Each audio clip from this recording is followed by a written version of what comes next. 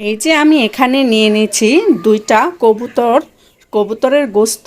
আর এখানে আমি আদা বাটা, রসুন বাটা, তারপরে পেঁয়াজ বাটা, এখানে টমেটো পেস্ট করে নিয়েছি, এখানে পেঁয়াজ কুচি করে নিয়েছি। আর আজকে আমি রান্নাটা করব মূলত সরিষার তেল দিয়ে। এই যে আমি সরিষার তেল নিয়ে নিলাম।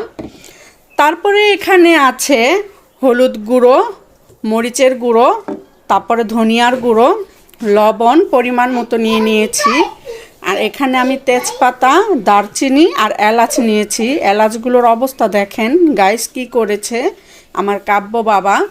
তো যাই হোক, সবগুলো উপকরণ আমি একসাথে মেখে নিব একে একে করে। আর এই যে দারচিনি, এলাচ, এটা আমি বাগারে দিয়ে দিব কষানোতে। তো পুরো ভিডিওটা দেখতে থাকেন, তাহলেই বুঝতে পারবেন আজকের রেসিপিটা আমি কিভাবে রান্না করছি। আমি জানি আমার আপু এবং ভাইয়ারা অনেক ভালো ভালো আমার চেয়েও রেসিপি রান্না করতে পারেন, রান্না বান্না আপনারা অনেক দক্ষ। বাট যারা নতুন, আমি তাদের জন্য আজকে এই ভিডিওটা নিয়ে এসেছি। তো আমি প্রথমে এখানে দিয়ে দিব এই যে পেঁয়াজ কুচি দিয়ে দিয়েছি। তারপরে দিয়ে দিচ্ছি এখানে আদা বাটা, আমি রসুন বাটাটা দিব।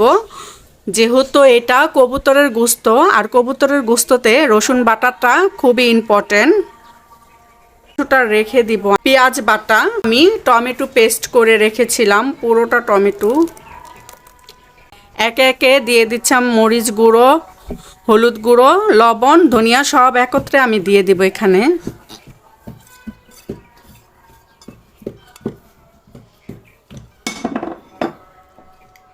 তারপরে আমি এখানে দিয়ে দিব সরিষার তেল দিয়ে আজকের রান্নাটা হবে।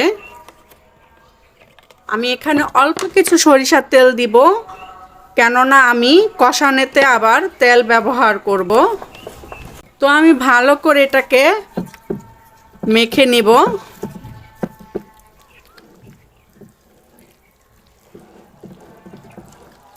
খুব সুন্দর করে মাখবো। আমি হলুদের পরিমাণটা একটু কম দিব, মরিচের গুঁড়োটা একটু বেশি দিয়ে দিয়েছি। এটাকে মেখে আমি প্রায় 10 মিনিটের মতো রেখে দিব। একটু বেশি রাখলে মশলাটা ভিতরে ঢুকলে খুব ভালো হতো, কিন্তু আমার কাছে সময় নেই হাতে, তাই আমি কিছুক্ষণ পরই আবার চলে আসছি রান্না করার জন্য। তো সবাই আমার পাশে থাকবেন, রান্নাটা সম্পূর্ণ শেষ করা পর্যন্ত আমার সাথে থেকে যাবেন। 5 মিনিট পর চলে আসলাম। বিসমিল্লাহ। এই যে আমি তেজপাতা দিয়ে দিলাম, দারচিনি দিয়ে দিলাম, এলাচ দিয়ে একে একে সবগুলো দেওয়ার পরে একটু নাড়াচাড়া করে নিলাম।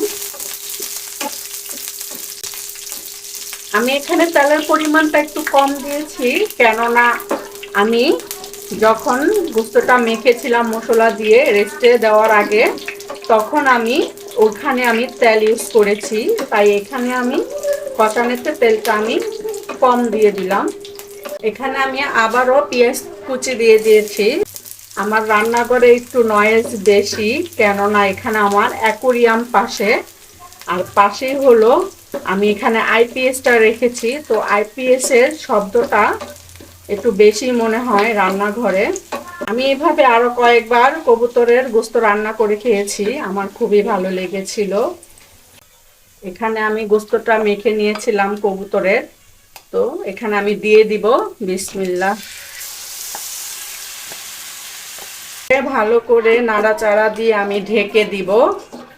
ঢেকে কিছুক্ষণ অপেক্ষা করব। তো ফিরে আসছি কিছুক্ষণ পর। গাইস, কিছুক্ষণ পর আমি চলে আসলাম। এই যে ঢাকনাটা উঠিয়ে দেখছি কি অবস্থায় আছে তরকারিটা। এটা ভালোভাবে কষানোর জন্য আমি আরো কিছুক্ষণ অপেক্ষা করব। এটাকে আবারও আমি একটু ঢাকনা দিয়ে ঢেকে দিচ্ছি, যে পর্যন্ত এটা সিদ্ধ হবে। হওয়ার আগ পর্যন্ত আমি ঢাকনা দিয়ে ঢেকে রাখবো, ভালোভাবে সিদ্ধ হতে থাকুক।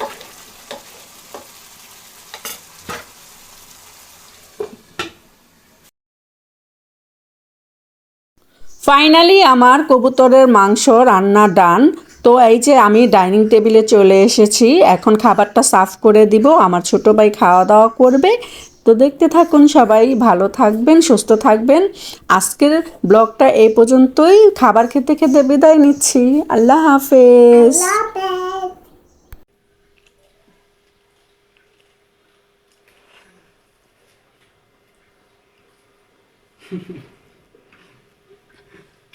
মজা কেমন কাব্য? মজা হয়েছে, মজা, খুব মজা না? টেস্টি হয়েছে খাবারটা। তাই, ধন্যবাদ।